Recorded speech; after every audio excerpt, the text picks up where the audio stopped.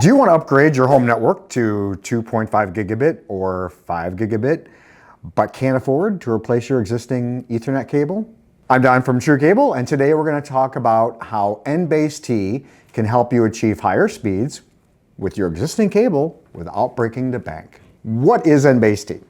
It's a new application protocol developed and ratified right around 2017. Developed with the idea of extending the life of existing Category 5E or Category 6 cable installations. There's literally billions upon billions of feet of Category 5 and Category 6 unshielded copper twisted pair cable out there. And up until relatively recently, you had network switches that were capable of either 1 gigabit or 10 gigabit, and that was all they understood. So they needed some intermediate speeds to help extend the life. And so those two intermediate speeds are 2.5 gigabit or 2.5 Gbps-T, and the other one is 5 Gbps-T or 5 gigabit. The 5 gigabit is geared towards the Category 6, and the 2.5 gigabit is geared towards the Category 5E. And those application protocol speeds will work all the way out to 328 feet.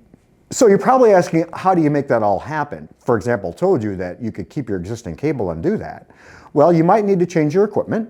If your equipment is currently stuck at 1 gigabit, then yes, you will need to buy new LAN switching equipment, and that can handle the intermediate speeds of 2.5G and 5G. The thing is that most consumer equipment even, and the vast majority of like prosumer equipment, already comes with these speeds built in. So you may already have it, you may not, you may need to upgrade. But in order to get your cable working at that speed, you will need your LAN equipment working at that speed. And of course, like with anything, you need to make sure that the devices at both ends of the connection to your switches and everything in the middle is all operating at that speed in order to achieve it. Otherwise, somewhere you're going to get stuck at 1 gigabit again. So you may need to upgrade additional things beyond LAN equipment, maybe a computer or something like that, but you can at least be assured that if you just switch out your LAN equipment, you're well on your way. Okay, so let's cover some specific upgrade tips. Now, I've already mentioned that you may have to upgrade the LAN equipment, but there are some additional items that you can upgrade to greatly increase your chances of success and also be future-proof too, or at least future-ready. First thing I would do, if you're going for either 2.5G Gbps-T or 5G Gbps-T, I would recommend replacing all of your outlets in your walls or at your patch panel with Category 6A rated hardware. There won't be any problem with the conductors fitting into the hardware. Generally speaking, the same jack will work with one cable to the next. It's just that they'll be higher category rated and ready. I recommend if you have a monolithic patch panel, which is one continuous patch panel that's category rated, switch it out for Cat6A, which isn't as easy to do, for example, with a modular toolless panel like this one. But if you do pick up a modular toolless panel, I strongly recommend you pick up, for example, True Cable offers a three-dimensionally staggered Cat6A rated patch panel, which is designed to handle high bandwidth connections for unshielded cable, and it minimizes crosstalk at the panel by three-dimensionally staggering the keystone jacks, which minimizes EMI bubble overlap. And the reason why that's important is because of what's known as alien crosstalk. And that becomes more of an issue when you are looking to push 5G Gbps-T.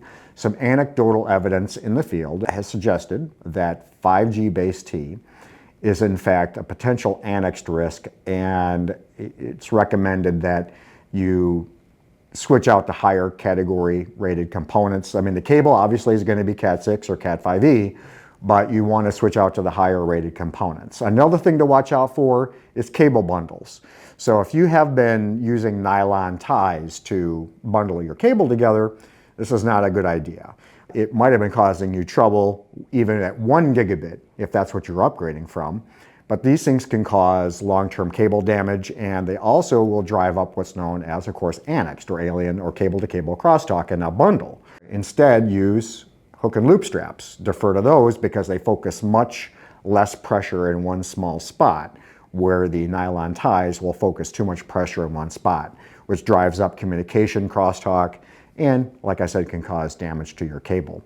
So all of these mitigations will bring you closer to a full-fledged Cat6a structured cabling system, at least you'll be more ready for it when you're ready to actually replace the cable itself when you're able to do that. And of course, the next question is testing. So we do recommend the use of a cable qualification device like a Link IQ. If your budget is very bare bones, you could use just a basic wire map tester, what I call a blinky tester. And we've extensively covered these types of testers in our blogs and videos. Just be sure though that you have the LAN equipment already available installed. After you do your wire map test, to be sure you can actually establish these application speeds. In the field, if you don't have the LAN equipment already installed, you haven't bought it yet, and you want to confirm your cable works to those speeds, the only way to do that in the absence of a live system is with a Link IQ or a Fluke DSX8000 certification device. We'd recommend the Link IQ as the better, lower cost option. Thank you so much for watching our video. Don't forget to like and subscribe. And with that, I'm going to say, happy networking.